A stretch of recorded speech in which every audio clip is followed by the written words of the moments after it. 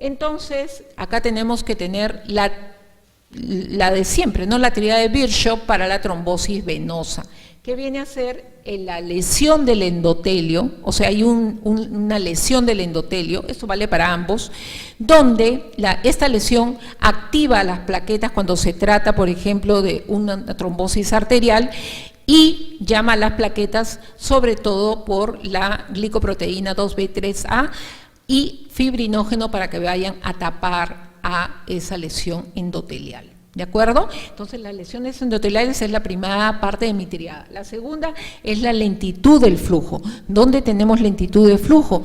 En las insuficiencias venosas, en las insuficiencias cardíacas, tenemos lentitud de flujo. Y los estados de hipercoagulabilidad. ¡Oh! Acá tenemos un montón. Gestantes, obesos, diabéticos, anemias hemolíticas como la sickle cell anemia, fumadores, estadías prolongadas echado, muchísimos factores, ¿ya? Que los vamos a ver más adelante. También tenemos las anemias hemolíticas, algunas de ellas, que nos producen también congénitas estados trombofílicos.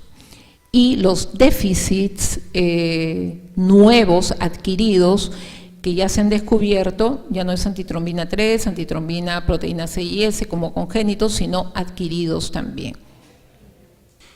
Trombofilias son estados de mayor propensión a desarrollar trombosis sin factores de riesgo conocidos. Eso es la trombofilia. O sea, no conozco por qué hago trombosis. Y acá hemos tenido estados de trombosis en personal militar que no sabíamos por qué tenía, hasta que llegamos al último y llegamos al diagnóstico, y era una rareza.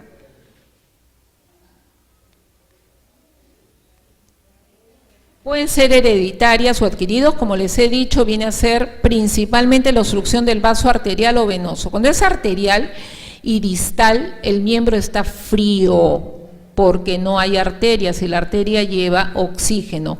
Cuando es venoso, el éstasis condiciona tumefacción, dolor, cambio de coloración, úlceras y un aumento de volumen. En el otro, más bien, disminución. Los factores que participan son vascular, celular, principalmente celular, neoplasias. Las neoplasias secretan estados procoagulantes, ¿sí? Y eso condiciona que tengamos estados de trombosis. Y las causas humorales también. Acá tenemos, por ejemplo, todas las causas. Quisiera que se fijen en esta. Cáncer. El cáncer es una de las principales causas de trombosis. Prácticamente, paciente que ingresa con diagnóstico de cáncer y uno o dos factores más de hacer trombosis debe ser anticoagulado profilácticamente con enoxaparina, siquiera 60 miligramos por día. La insuficiencia cardíaca, el síndrome nefrótico. ¿Por qué? Y hacen los pacientes con diálisis que están anticoagulados para la diálisis y que tienen gran pérdida de proteínas en rango nefrótico, como pierden antitrombina 3, que es el principal anticoagulante natural, condicionan un estado de hipercoagulabilidad y eso hace que trombosen, una trombosis venosa. Todo lo que sea las hiperlipidemias, dislipidemias y todo lo relacionado al problema cardíaco.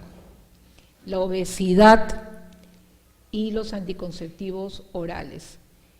Hemos visto en el embarazo más que nada relacionado a la enfermedad del síndrome antifosfolipídico, que no es tan poco frecuente como creíamos, y estados relacionados con eclampsias a veces, o pacientes obesas, o el mismo estado de gestación.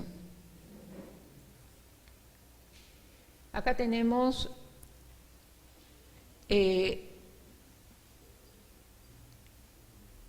trombo arterial, el flujo sanguíneo es rápido, el vaso arterial se daña rápidamente por la arteriosclerosis porque hay un trombo de grasa, y es un trombo blanco porque hay plaquetas principalmente, porque las plaquetas, donde hay daño en el endotelio, no importa, la plaqueta va, así tenga 5.000 plaquetas de conteo en máquina, la plaqueta va, a la plaqueta no le importa, se inmola igual que el riñón.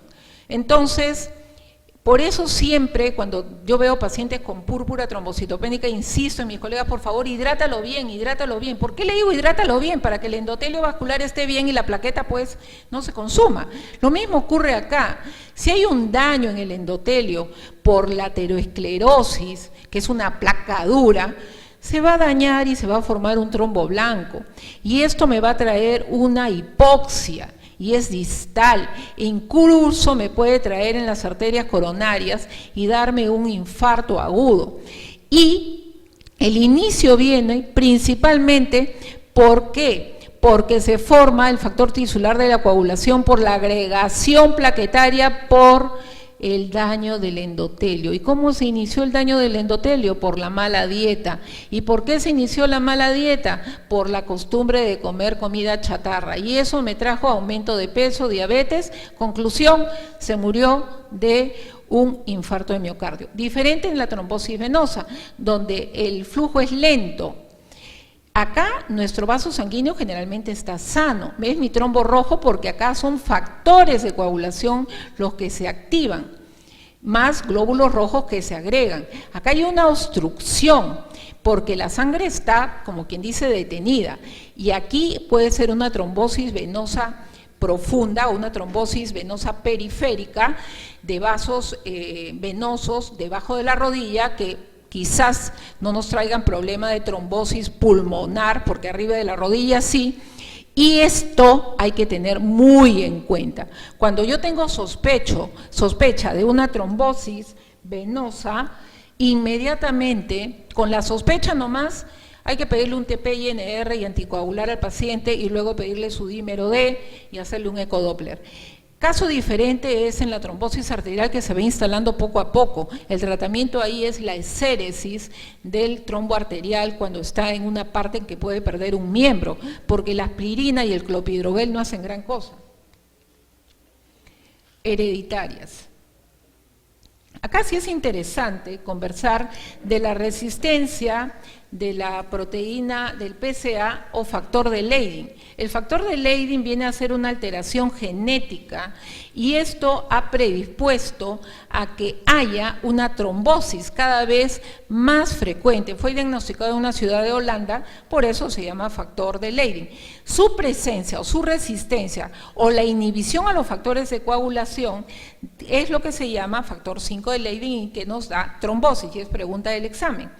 Las alteraciones de antitrombina 3, que se suponía que era la más frecuente y que donde actuaba antes la heparina sódica, viene a ser de tipo 1-2, ya prácticamente la tenemos desde el inicio, cuando el paciente es joven, a diferencia de la resistencia del factor 5 de Leydig, que como es una alteración genética que puede ser penetrante o no, o sea, portador, hay veces la presenta cuando el paciente ya es mayor de edad. Ojo,